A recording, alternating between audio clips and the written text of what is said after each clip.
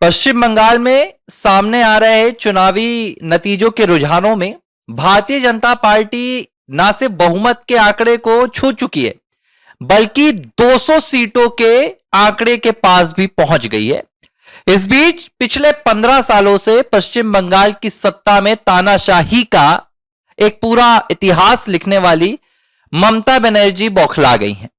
ममता बनर्जी की बौखलाहट सामने आई है और उन्होंने एक वीडियो शेयर किया है। সবাইকে নমস্কার জানিয়ে বলছি, প্লিজ দয়া করে কেউ কাউন্টিং এজেন্টরা এবং প্রার্থী ক্যান্ডিডেটরা তারা ভোটিং এলাকা ছেড়ে আসবেন না। স্ট্রং রুমে যেখানে কাউন্টিং হচ্ছে মানে সেন্টারে সেখান ছেড়ে কেউ আসবেন না। এটা বিজেপির প্ল্যান। প্রথম 2-3 রাউন্ডে আমি কালকে থেকেই বলছি যে ওদেরগুলো আগে দেখাবে, আমাদেরগুলো পরে দেখাবে। এবং অনেক জায়গায় 2-3 রাউন্ড কাউন্টিং করার পরে প্রায় 100টা জায়গায় কাউন্টিং বন্ধ করে রেখে দিয়েছে। এবং কল্যাণীতে ধরা পড়েছে 7টা মেশিন যেখানে কোনো মিল নেই।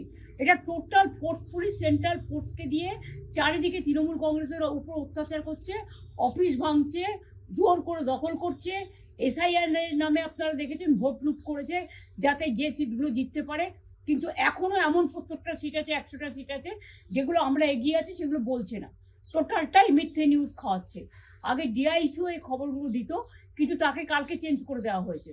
টোটালটা ইলেকশন কমিশন নিজের ইচ্ছেমতো খেলছে এবং সাথে কেন্দ্রীয় বাহিনীকে নিয়ে।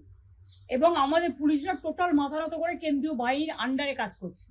সুতরাং আমি আমাদের কাউন্টিং এজেন্টদের, আমাদের সমস্ত পার্টির কর্মীদের বলবো, অত মন খারাপ করার কারণ নেই। আমি বলেছিলাম সূর্যাস্তর পরে আপনারা জিতবেন। 3 রাউন্ড 4 রাউন্ড কাউন্ট হলেও এটা 14 রাউন্ড থেকে 18 রাউন্ড কাউন্ট হয়, তখন আপনারা জিতবেন। Wait and see, watch. আমরা সবাই আপনাদের সাথে আছি, আপনারা কেউ ভয় পাবেন না, নিশ্চিন্তে থাকুন। আবার বাঘের বাচ্চার মতো লড়াই করে যাব। इस वीडियो में ममता बनर्जी बुरी तरह डरी हुई नजर आ रही हैं। ममता बनर्जी की जुबान लड़खड़ा रही है, उनके होंठ सूख रहे हैं, वो बोल नहीं पा रही हैं। और वो बोल क्या रही हैं? वो अपने कार्यकर्ताओं से कह रही हैं कि अपने अपने बूथ मत छोड़ो, हमें बूथ के अंदर जाने नहीं मिल रहा है, हमें काउंटिंग के अंदर जाने नहीं मिल रहा है, मतलब जहां काउंटिंग हो रही है सेंटर्स के अंदर जाने नहीं मिल रहा है। और उन्होंने कार्यकर्ताओं से कहा है कि अभी कई राउंड बाकी हैं, अभी आप हार मत मानो। लेकिन इस वीडियो में जब मैंने ममता बनर्जी को देखा तो ममता बनर्जी बहुत घबराई हुई है। और यह घबराहट सिर्फ हार की नहीं है। हारने वाला कभी नहीं घबराता, हारने वाले को तो ठीक है, हार गए।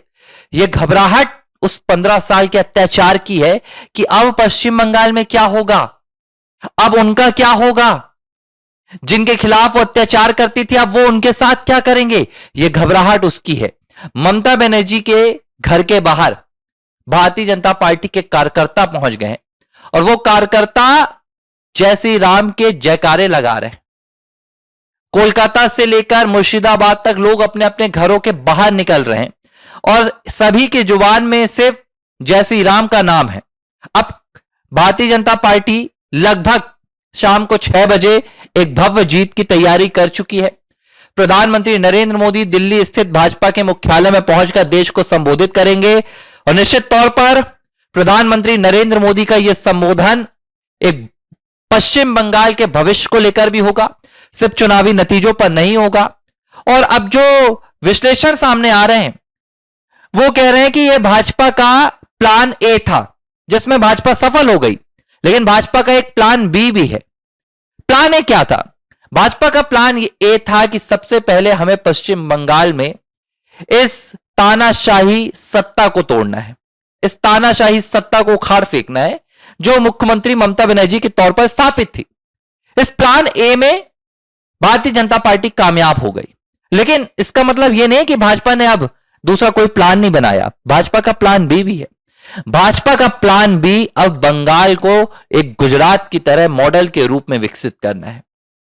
पूरे देश में यूपी के बाद अब भारतीय जनता पार्टी पश्चिम बंगाल को 2029 में एक मॉडल के तौर पर तैयार करने की मुहिम में जुटेगी और 2029 के लोकसभा चुनाव से पहले पश्चिम बंगाल की तस्वीर को बदलकर पूरे देश के सामने एक मॉडल के तौर पर दिखाएगी कि यह देखो 15 साल में पश्चिम बंगाल में क्या कुछ नहीं हुआ और 2 सालों में किस तरह से 3 सालों में भारतीय जनता पार्टी ने पूरी पश्चिम बंगाल की तस्वीर को पलटकर रख दी।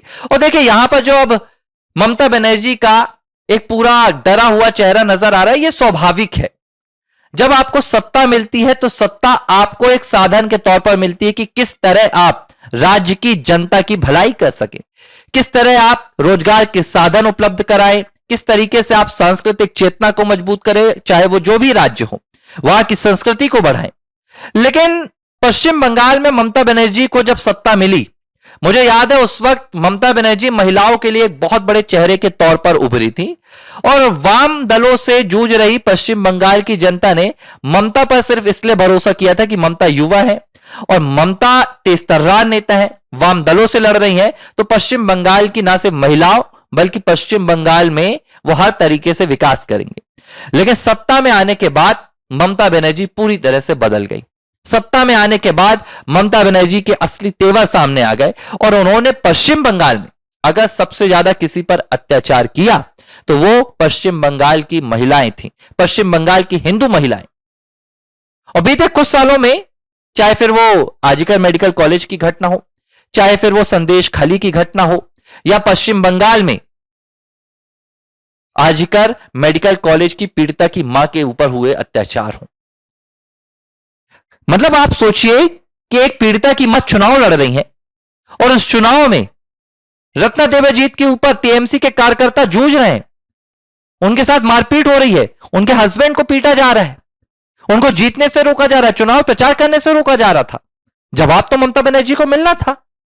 और आज रोना क्यों? अब देखिए, मैंने अभी देखा कन्हैया कुमार का बयान आ रहा है, जो बिहार में अपनी सीट से नहीं जीत पाए कन्हैया कुमार, जो बिहार में एक सीट कांग्रेस को नहीं जिता पाए कन्हैया कुमार, अब वो कह रहे हैं कि अगर बंगाल में बीजेपी नहीं जीतती तो चुनाव आयोग से मेरा भरोसा उठ जाता।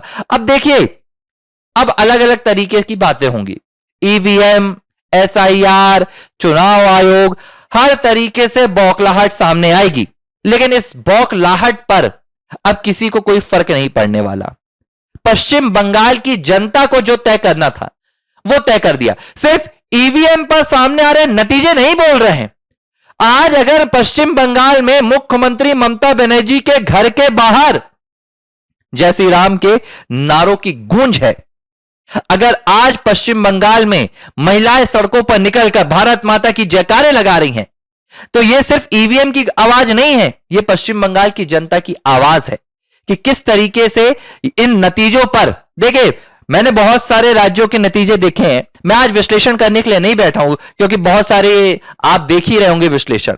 मैं सिर्फ पश्चिम बंगाल के मन की बात कर रहा हूं।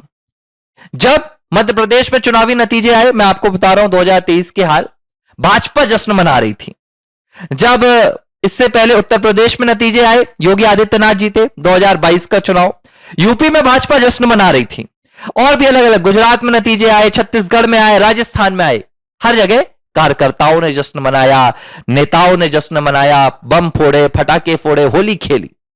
पश्चिम बंगाल में आज जब चुनावी नतीजे आ रहे हैं, पश्चिम बंगाल की एक एक हिंदू जनता उत्साह मना रही है। पश्चिम बंगाल में एक एक हिंदू जनता सड़कों पर उतर रही है और खुलकर जय श्री राम के नारे लगाए जा रहे हैं। अब कुछ लोग कह रहे हैं ये पोलराइजेशन है।